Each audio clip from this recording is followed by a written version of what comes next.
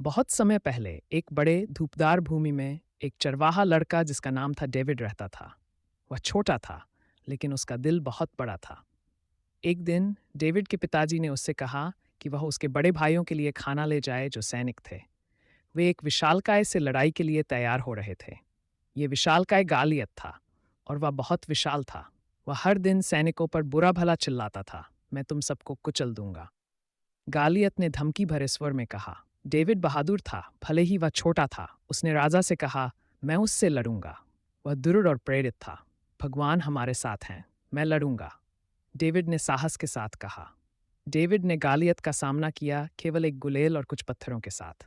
उसने सावधानी से निशाना लगाया और ठप, पत्थर गालियत पर लगा और विशालकाय गिर गया। ओह! गालियत ने आश्चर्य से कहा। डेविड, छोटा चरवाहा लड़का, ने दिन जीत लिया।